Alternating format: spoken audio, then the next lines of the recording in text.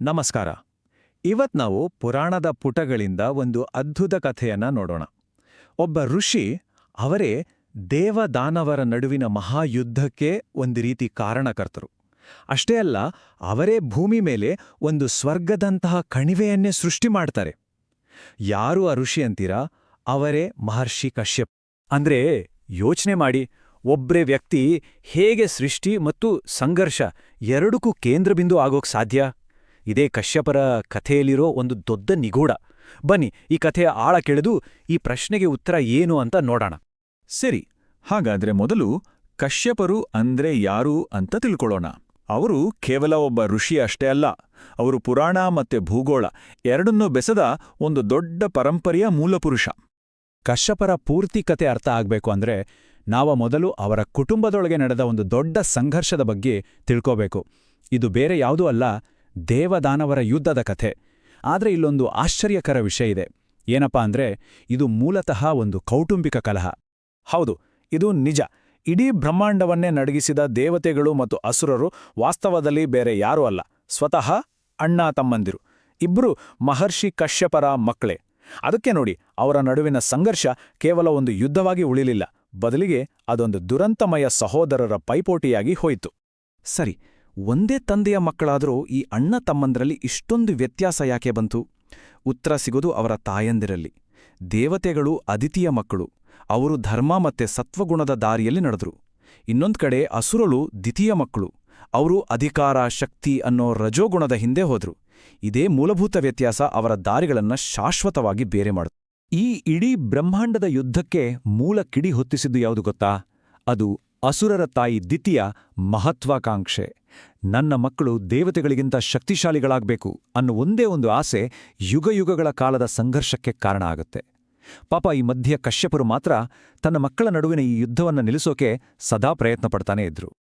ನೋಡಿ, ಕಶ್ಯಪರು ಕೇವಲ ಈ ಬ್ರಹ್ಮಾಂಡದ ಸಂಘರ್ಷದ ಪಿತಾಮಹ ಅಷ್ಟೇ ಅಲ್ಲ, ಅವರು ಭೂಮಿ ಮೇಲೆ ಒಂದು ಅದ್ಭುತವಾದ ಸೃಷ್ಟಿಯ ರೂವಾರಿ ಕೂಡ ಹೌದು. ಸರಿ, ಈಗ ನಾವು ಆಕಾಶದಿಂದ ನೇರವಾಗಿ ಭೂಮಿಗೆ ಬರೋಣ, ಹಾಗೂ ಕಾಶ್ಮೀರ ಕಣಿವೆ ಹೇಗೆ ಹುಟ್ಕೊಳ್ತು ಅನ್ನೋ ಕಥೆಯನ್ನ ನೋಡೋಣ.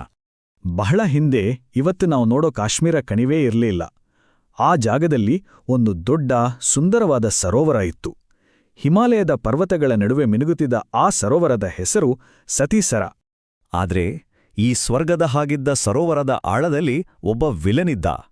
ಅವನ ಹೆಸರು ಜಲೋದ್ಭವ, ಅಂದ್ರೆ ನೀರಿನಿಂದ ಹುಟ್ಟಿದ ರಾಕ್ಷಸ.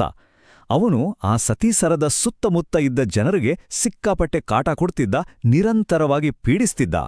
ಆವಾಗ ಆ ರಾಕ್ಷಸನ ಕಾಟ ತಡೆಯೋಕೆ ಆಗದೆ ಜನರು ಮಹರ್ಷಿ ಕಶ್ಯಪರ ಹತ್ರ ಹೋಗಿ ಸಹಾಯ ಕೇಳ್ತಾರೆ. ಜನರ ರಕ್ಷಣೆಗೆ ಬಂದ ಕಶ್ಯಪರು ಏನ್ಮಾಡಿದ್ರು ಗೊತ್ತಾ? ಮೊದಲು ಅವರ ಕಷ್ಟನೆಲ್ಲ ಕೇಳಿಸ್ಕೊಂಡ್ರು. ಆಮೇಲೆ ನೇರವಾಗಿ ಇವತ್ತಿನ ಬಾರಾಮುಲ್ಲಾ ಹತ್ರ ಹೋಗಿ ತಮ್ಮ ದೈವಿಕ ಶಕ್ತಿಯಿಂದ ಅಲ್ಲಿದ್ದ ಒಂದು ಪರ್ವತವನ್ನೇ ಸೀಳ್ಬಿಟ್ರು. ಕೊನೆಗೆ ಆ ಸೀಳಿನ ಮೂಲಕ ಸರೋವರದ ನೀರನ್ನೆಲ್ಲ ಸಂಪೂರ್ಣವಾಗಿ ಹೊರಗಹರಿಸಿ ಇಡೀ ಸರೋವರವನ್ನೇ ಬರಿದು ಮಾಡಿದ್ರು. ಕಶ್ಯಪರು ಸರೋವರವನ್ನ ಬರಿದು ಮಾಡಿದ್ದೇ ತಡ, ಜಲೋದ್ಭವನ ಶಕ್ತಿಗೆ ಮೂಲವಾಗಿದ್ದ ನೀರೇ ಇಲ್ಲದಾಗಾಯ್ತು. ನೀರಿಲ್ಲದೆ ದುರ್ಬಲನಾಗಿದ್ದ ಆ ರಾಕ್ಷಸನನ್ನ ವಿಷ್ಣುದೇವರು ಬಂದು ಸುಲಭವಾಗಿ ಸಂಹಾರ ಮಾಡಿಬಿಟ್ರು. ನೀರೆಲ್ಲ ಹೋದ್ಮೇಲೆ ಅಲ್ಲಿ ಉಳಿದಿದ್ದು ಒಂದು ಫಲವತ್ತಾದ ತುಂಬಾ ಸುಂದರವಾದ ಕಣಿವೆ. ಕಶ್ಯಪರು ಅಲ್ಲಿ ಜನರಿಗೆ ವಾಸಿಸೋಕೆ ವ್ಯವಸ್ಥೆ ಮಾಡಿದ್ರು. ಅವರ ಈ ದೊಡ್ಡ ಕೆಲಸಕ್ಕೆ ಗೌರವ ಕೊಡೋಕೆ ಆ ಹೊಸ ನಾಡಿಗೆ ಕಶ್ಯಪಮಿರ ಅಂತ ಹೆಸರಿಟ್ರು. ಅಂದ್ರೆ ಕಶ್ಯಪರ ನಾಡು ಅಥವಾ ಕಶ್ಯಪರ ಸರೋವರ ಅಂತ ಅರ್ಥ. ಇವಾಗ ಬಂತ್ ನೋಡಿ ಈ ಕಥೆಯಲ್ಲೇ ಅತ್ಯಂತ ಇಂಟ್ರೆಸ್ಟಿಂಗ್ ಪಾಯಿಂಟ್.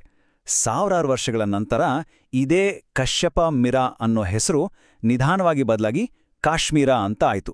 ಅಂದ್ರೆ ನೋಡಿ, ಒಂದು ಪೌರಾಣಿಕ ಕಥೆ ಹೇಗೆ ಒಂದು ಇಡೀ ಪ್ರದೇಶದ ಹೆಸರಾಗಿ ಇವತ್ತಿಗೂ ಉಳಿದಿದೆ. ಆದ್ರೆ ಕಶ್ಯಪರ ಪರಂಪರೆ ಅನ್ನೋದು ಕೇವಲ ದೇವತೆಗಳು, ಅಸುರರು ಅಥವಾ ಕಾಶ್ಮೀರಕ್ಕೆ ಮಾತ್ರ ಸೀಮಿತವಾಗಿಲ್ಲ. ಇದು ಅದಕ್ಕಿಂತ ತುಂಬಾನೇ ದೊಡ್ಡದು. ಪುರಾಣಗಳ ಪ್ರಕಾರ ಅವರು ಭೂಮಿ ಮೇಲಿರೋ ಬಹುತೇಕ ಜೀವರಾಶಿಗಳ ಮೂಲಪುರುಷ. ಅವರ ಸಂತತಿಯಲ್ಲಿರೋ ವೈವಿಧ್ಯತೆಯನ್ನ ಒಮ್ಮೆ ನೋಡಿ. ಆಕಾಶದಲ್ಲಿ ಹಾರೋ ಪಕ್ಷಿರಾಜ ಗರುಡ ಅವರ ಮಗನೇ. ಪಾತಾಳದಲ್ಲಿರೋ ನಾಗರಾಜರಾದ ಶೇಷ ಮತ್ತು ವಾಸುಕಿ ಕೂಡ ಅವರ ಮಕ್ಕಳೇ. ಅಷ್ಟೇ ಯಾಕೆ, ಸ್ವತಃ ಸೂರ್ಯದೇವ ಕೂಡ ಅದಿತಿಯ ಮೂಲಕ ಕಶ್ಯಪರ ಮಗ. ಅಂದ್ರೆ ದೇವ, ದಾನವ, ಮಾನವ, ನಾಗ, ಪಕ್ಷಿ ಹೀಗೆ ಬಹುತೇಕ ಇಡೀ ಜೀವ ಸಂಕುಲವೇ ಅವರಿಂದ ಹುಟ್ಟಿದೆ ಅಂತ ನಮ್ಮ ಪುರಾಣಗಳು ಹೇಳ್ತವೆ. ಹಾಗಾಗಿ ಕಶ್ಯಪರು ಕೇವಲ ಒಬ್ಬ ವ್ಯಕ್ತಿಯಾಗಿ ಉಳಿಯಲ್ಲ, ಅವರು ಇಡೀ ಸೃಷ್ಟಿಯ ಒಂದು ಸಂಕೇತ ಆಗ್ತಾರೆ. ಎಲ್ಲಾ ಜೀವಿಗಳು ಒಂದೇ ಮೂಲದಿಂದ ಬಂದಿವೆ ಅನ್ನೋ ದೊಡ್ಡ ತತ್ವದ ಪ್ರತೀಕ ಅವರು.